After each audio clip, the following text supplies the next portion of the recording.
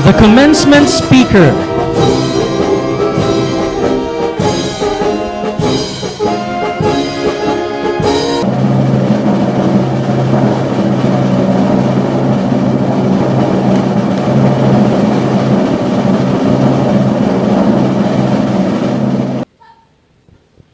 Ladies and gentlemen, the Philippine National Anthem.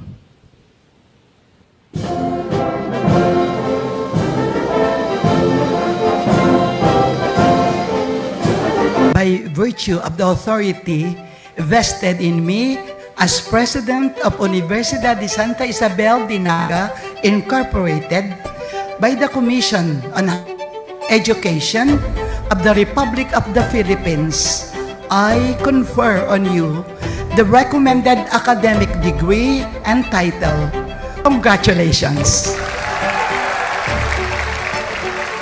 It is my great honor and privilege to present today's commencement speaker, someone whose career has been defined by unwavering commitment to the law, public service, and the pursuit of justice, Attorney Dion Lawrence Lipa Romano.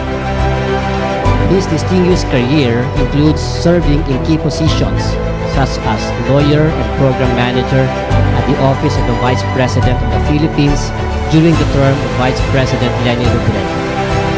Represented indigenous communities to advance their environmental and land rights as practicing lawyer to the Legal Rights and Natural Resources Center. Managed research and executive education programs at the Ateneo School of Government, and currently working in an international accountability space as part of the World Bank Inspection Panel in Washington, D.C. Today, we are truly fortunate to welcome a leader whose journey exemplifies excellence, integrity, and service, qualities that we hope will guide each of you as you step into your own paths. Please join me in welcoming one of my sons in Central Student Government, Attorney Dion Lawrence Lipa Romano.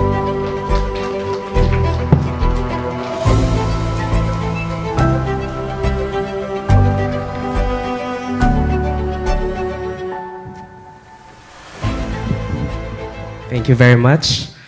Sister Teresita A. Abastillas, DC, graduating class of 2026, faculty and staff, parents of the graduating class, family and friends, kumusta kayo? Mainit. Diba? Climate change is real. Kumusta kayo? Dapat kinukumusta, diba? Kasi sa Senado, pag hindi kinukumusta, medyo magdadrama. So, kumusta kayo? At least kinumusta ko kayo, ha?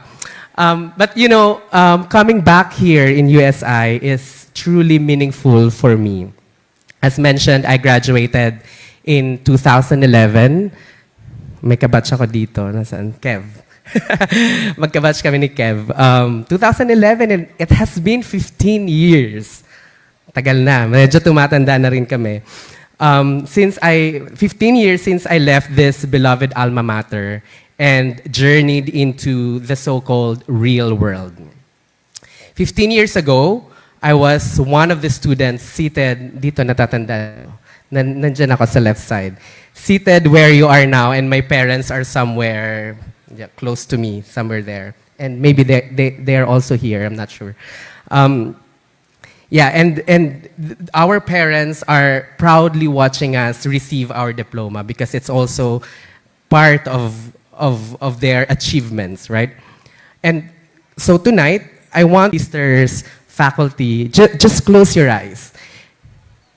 Sige, pag hindi kayo nag-close ng eyes, walang diploma. Just close your eyes and notice your breathing. Slowly inhale and exhale slowly. Notice the sounds around you. Notice this very moment you have all been waiting for. Graduates, think of the difficult moments you had to overcome while studying in USI.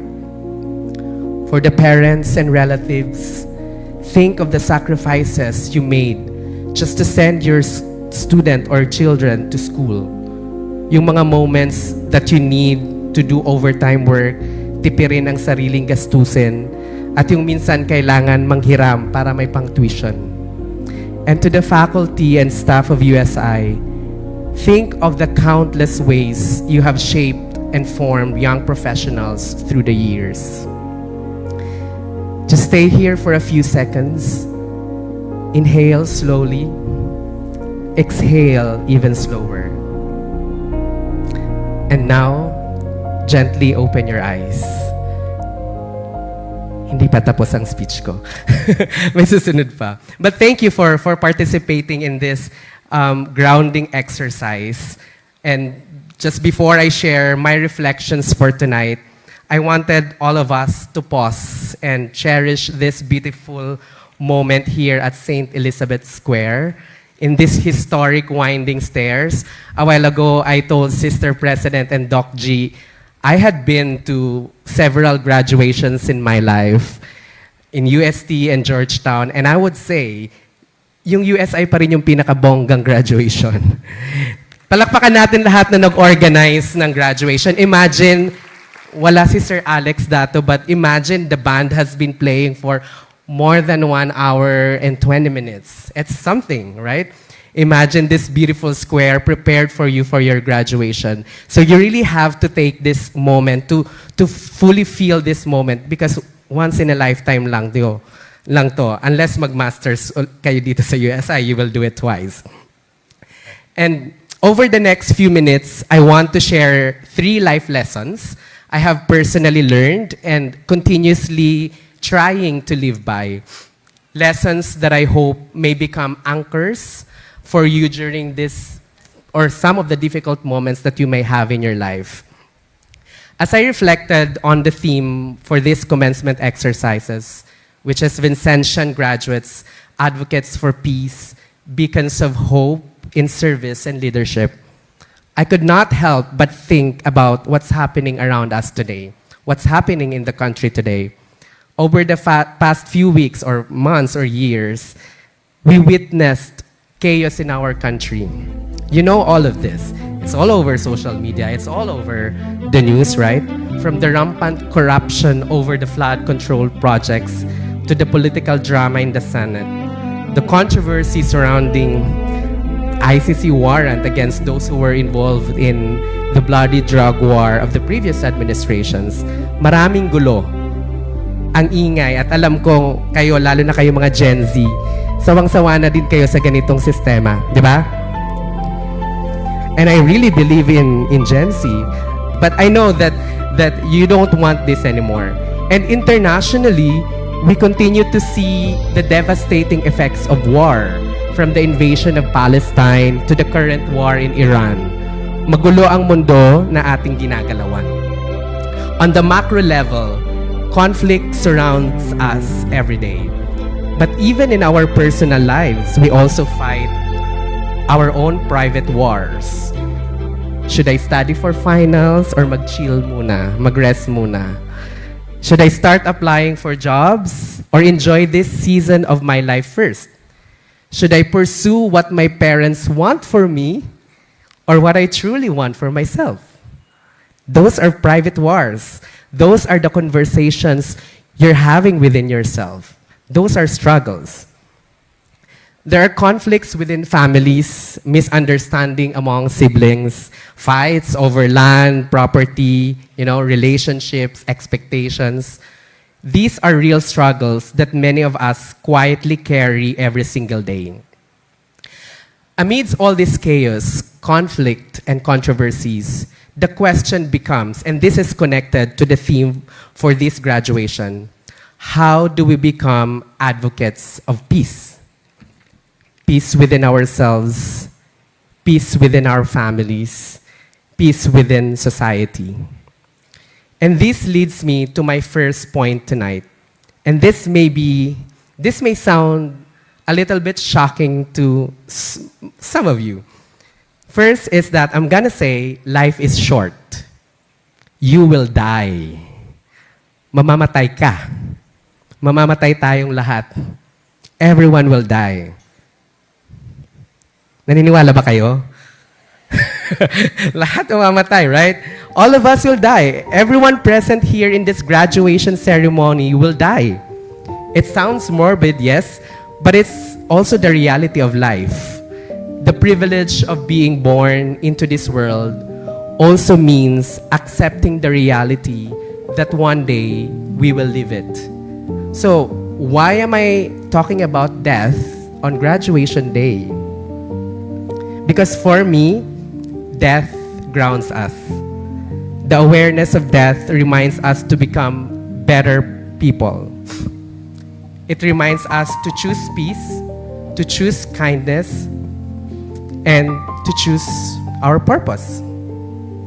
If in the end, all of us will die anyway, why waste our lives consumed by anger, by hatred, by insecurity, or unnecessary conflict? If life is temporary, would you rather spend it hurting people or doing good in this world? Would you rather waste your one chance at life or live it meaningfully and courageously? Death reminds us to cherish every moment with the people we love. While we are here, we can choose to live deeply, to love genuinely, and serve meaningfully. And this brings me to my second point, which is you are here. We are all here. You are alive. We are alive. May pag-asa. May kasabihan nga na habang buhay ay may true. Naniniwala? Okay, good. Yeah, and this is the beautiful flip side of death, right? If you are still alive, then life is still asking something from you. The purpose of life is not merely to survive. The purpose of life is to truly live, to spread goodness, compassion, hope, and love. And yun nga, as long as we are alive, habang may buhay, ay may pag-asa, as you mentioned. And another popular saying about pag-asa or hope is, and I want you again to respond and participate and complete the sentence, ang kabataan ay...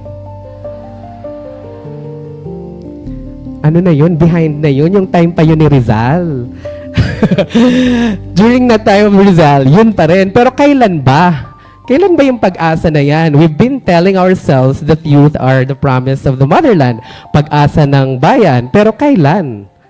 Diba? And I think for the Gen Z, do you know Gabe Pineda? Wala. Diba? Who follows Gabe? Diba?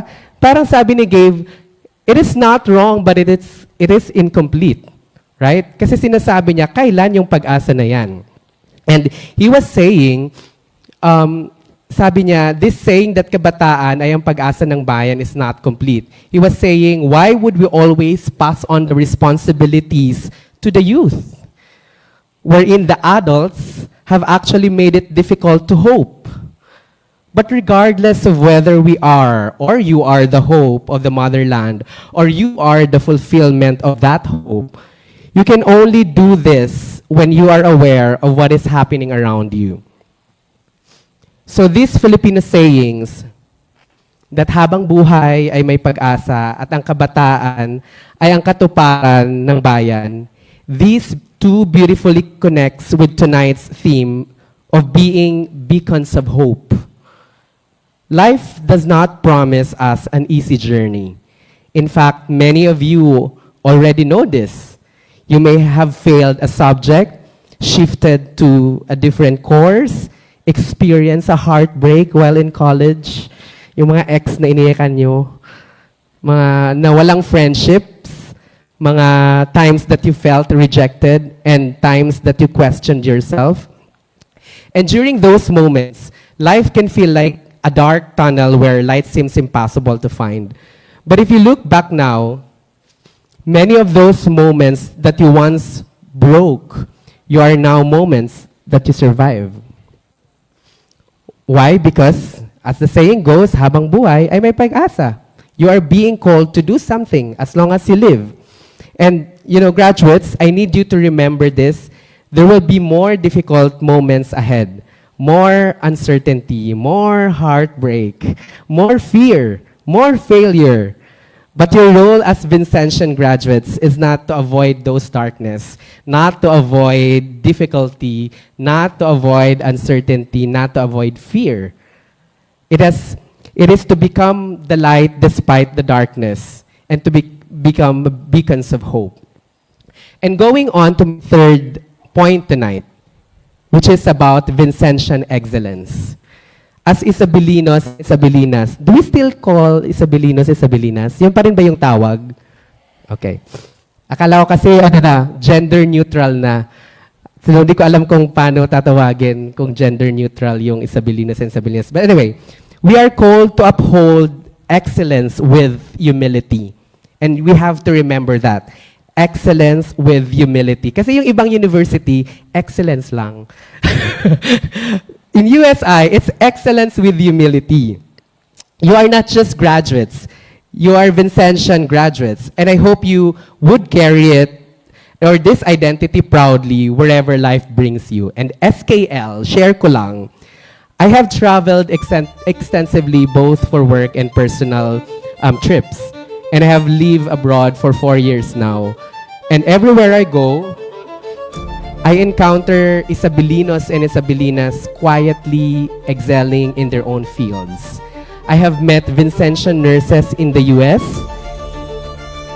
Marami sa kanila nasa New York, nasa California, nasa DC where I'm living now, in Virginia and Maryland. Many of them are my age, but also I have met mga titos and titas na nurses.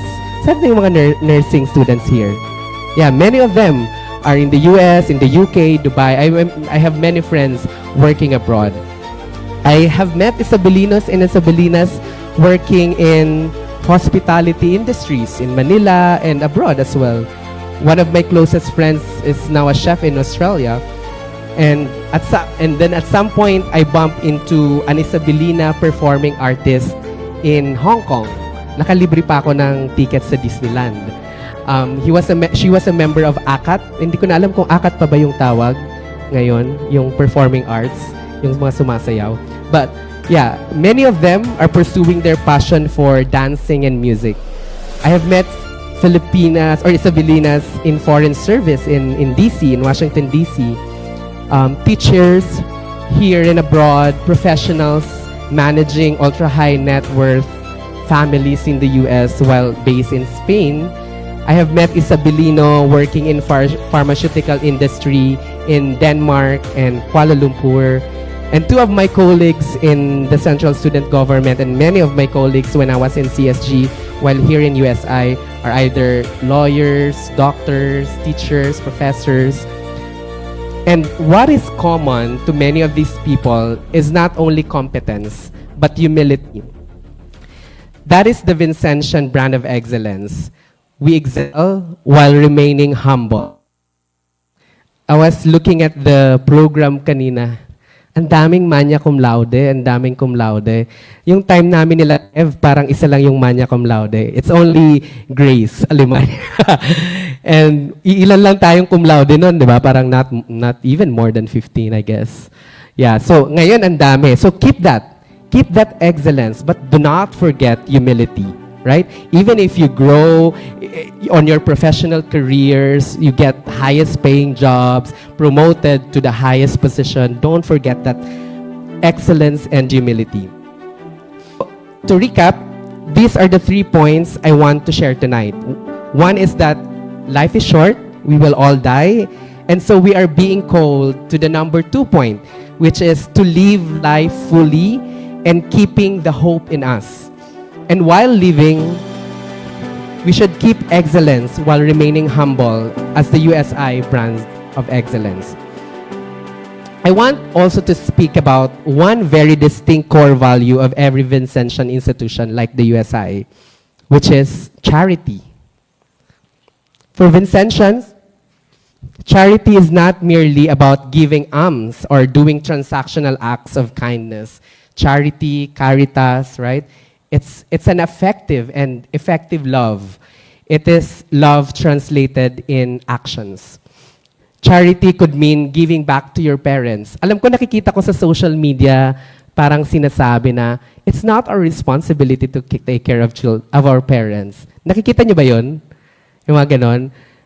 I really don't believe that. I think that because our parents have actually sacrificed for us, it is just truly natural to give back to the parents, to the family that supported us. The same way that we give back to the institutions that nurtured us. 4 years of your life, you stayed in USI. 4 years of my life, I stayed in USI. And it took me 15 years to go back here and to give back. What I'm saying is that an act of charity is the moment that we feel we can look back and give back to the people and institutions that shaped us. It is choosing to recognize and serve people who need love the most.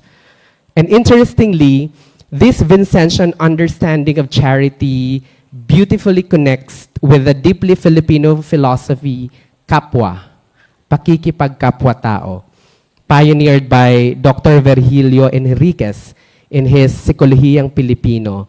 Sabi niya, this Filipino philosophy of kapwa has two categories. One, treating people as one of us, or in other words, pakikipagkapwa-tao, which is a deeper level of recognizing our shared identity. And yung pagtingin natin sa ibang tao ay hindi iba, sila ay kaisa. And in line of the work I do, in the previous job I did as lawyer for indigenous peoples, I represented indigenous communities, mga katutubo sa Nueva Vizcaya, mga katutubo sa Sultan Kudarat in Tampakan. Both of them are affected by the Didipio mining. Nakita niyo ba yung recent closure ng mining sa Nueva Vizcaya? Where people really closed the driveway so that the mining company could not go in. So one of those communities are represented in one of the cases I filed against the government.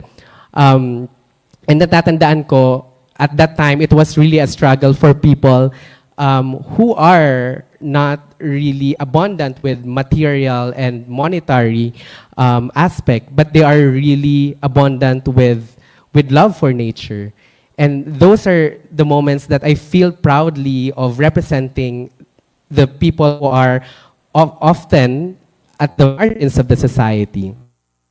So natandaan ko lang because pinag-uusapan natin yung pagkapwa-tao, we see people as kaisa natin, 'di ba? And even in Bicol, 'di ba?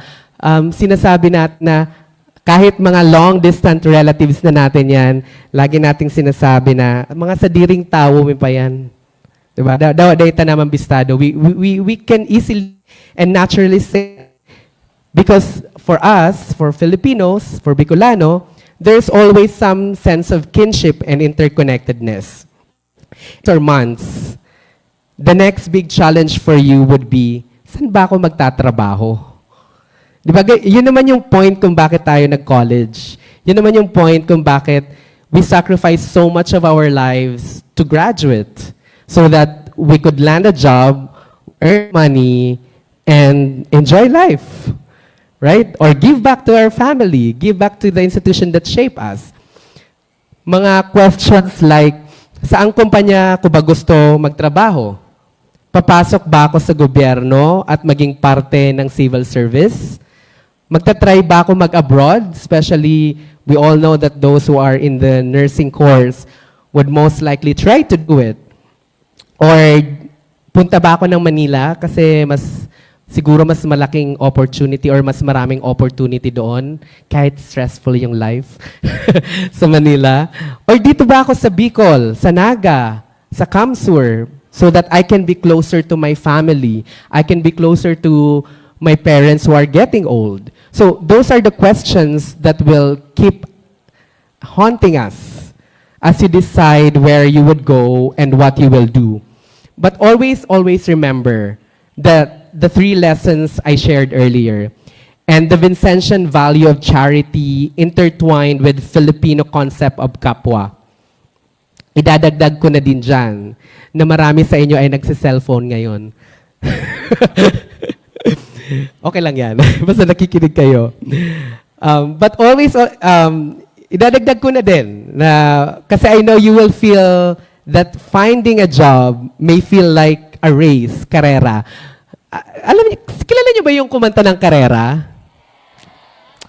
Sino yung bias nyo? Ako si Binimika. Sino? Ha? Gwen. Colette. Sheena. Kilala ko sila lahat. So, but before I introduce that, sa batch namin, sa generation namin, millennials, and I see some older millennials in front of me, yung mantra namin ay, hindi kami pinalaki ng sex bomb para bumawi. Laban lang ng laban, di ba? But now, I think the Gen Z has different view of life, right? A different view of what life means for them. And I really like look up to that for the younger generation. Hindi naman ako super tanda, but nakaka-amaze that Gen Z is thinking differently about life. And so alam ko mga blooms kayo. Sino yung mga blooms dito? Oh, nahiya pa kayo. Nandito sila next week, di ba? Are they here? I think I've seen a lot of tarpaulins all over the province that they're coming here. But gusto ko lang banggitin ito because I know that you know them and I listen to their music and we are proud for their Coachella performance na-recognize ng Senado at ng House of Representatives. It's really something, right? For a Filipino artist to be performing in an international stage such as Coachella. Pero gusto ko lang namnamin yung lyrics ng Karera. Kakanta sana ako, kaso may rhinitis ako. But, yung rap part, yeah, no, hindi. But, yung chorus part na kinanta ni Colette, sabi niya, sino bang nagsabi na kailangan kong mauna? Hindi naman ito karera. Pwedeng magdahan-dahan. Sa bawat panibagong umaga, ang pagsimula muli ay isang tagumpay na. Si Colette nagkumanta nun. Sabi naman ni, which is my bias, Binimika, dun sa rap part, huwag kang maniniwala sa paniniwala na dapat makipag-unahan sa karera. Kung wala namang karera, dahan-dahan, tahan lang, kakayanin, umpisa pa lang. At sabi nila doon sa outro part, lahat sila, walang masyadong mabagal, walang mabilis. Sa pagtakbo ng buhay, hindi kami mintis. Hingang malalim at tandaan, ika'y may hawak ng iyong hakbang. Listen to that music intently. Not just the harmony, listen to the lyrics or sing with the lyrics. And you will feel that the song is really saying something about life. So, hindi ko kakantahin, but I would say, graduates, congratulations. May you become advocates of peace. May you become beacons of hope. And may you continue to embody Vincentian excellence grounded in humility, service, and charity. At tandaan, ang buhay ay hindi karera. Padagos, just mabalos, and once again, congratulations, class of 2026. Thank you, Attorney Dion Lawrence L. Romano, for your inspiring and challenging message. Welcome back home to USI, and know that we are immensely proud of you, Dee. The University President, Sister Teresita A. Abastillas, daughter of Charity, will now present the Certificate of Appreciation to our commencement speaker.